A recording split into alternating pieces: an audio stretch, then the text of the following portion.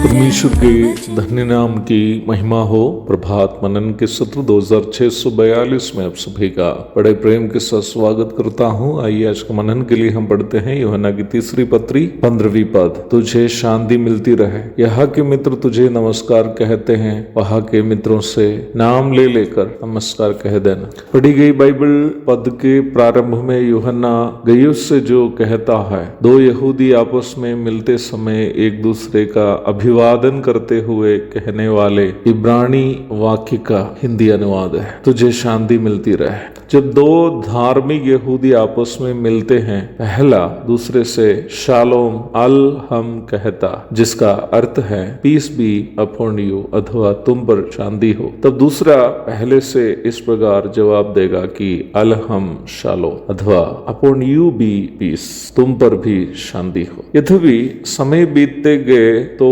ऐसा कहना यहूदियों के बीच में एक प्रथा तो क्यों न बन गई हो। इस अभिवादन वास्तव में गहरा आत्मिक अर्थ का एक प्रस्ताव है। धार्मिक यहूदियों में ये समझ अवश्य थी कि सांसारिक सुख सुविधाओं से उत्पन्न शांति तात्कालिक मात्र है, वही शाश्वत शांति वही है जो परमेश्वर देता है। इसलिए ही परमेश्वर पर आस्था रखने वाले एक यहूदी जब दूसरे यहूदी से इस प्रकार कहता है कि तुम्हें शांति हो, उनका मतलब यह है कि परमेश्वर की शांति तुम पर हो, तब अगला जवाब देता है कि परमेश्वर की शांति तुम पर भी हो।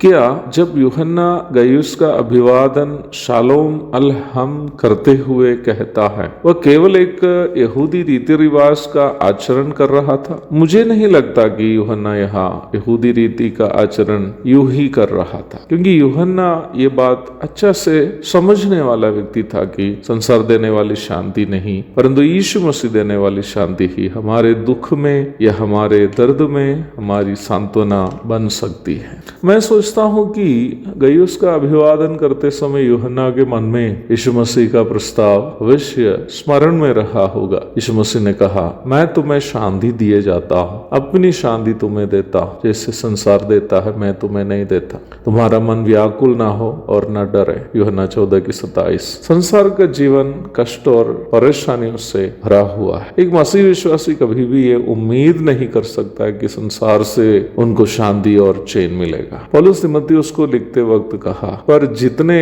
मसीह यीशु में भक्ति के साथ जीवन बिताना चाहते हैं वे सब सताए जाएंगे। दूसरा तीमुथियुस 3:12। कभी अपने लोग, कभी दूसरे लोग, कभी बीमारी से, कभी अकेलापन से, कभी अन्य सताव से हम निराश हो जाते हैं। ऐसी कठिन परिस्थिति में हमें प्रभु से शांति कैसी मिलती है? पौलुस कहता है फिलिपियोस से, किसी भी बात की चिंता मत करो, परंतु हर एक बात में तुम्हारे निवेदन, प्रार्थना और बिंदी के द्वारा धन्यवाद के साथ परमेश्वर के सम्मुख उपस्थित किए जाए, तब परमेश्वर की शांति जो सारी समझ से परे है तुम्हारे हृदय और तुम्हारे विचारों को मसीह यीशु में सुरक्षित रखेगी। फिलिपी 4:6 और 7। जीवन के भयानक दुख की घड़ियों में जब हमें लगता है कि उन दुखों की धाराएं हमें बहा कर ले जाएगी, उन दुखों को प्रभु के सम्मुख धन्यवाद के साथ उपस्थित यदि हम करेंगे, परमेश्वर हमें अपनी शांति से भर देगा। वर्तमान दुष्ट संसार में रहते समय हम ऐसे ही एक दूसरे को देने लायक इसे उत्तम अभिवादन दूसरा है भी नहीं। परमेश्वर की शांति तुम पर हो। कितना अच्छा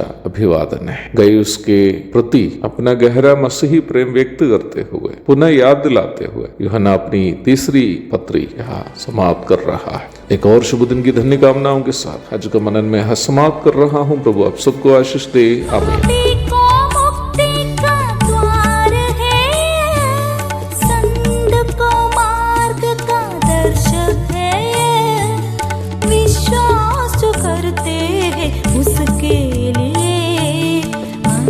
अनंत जीवन का साधन है। ये है वचन, प्यारा वचन, यीशु मसीह का प्यारा वचन।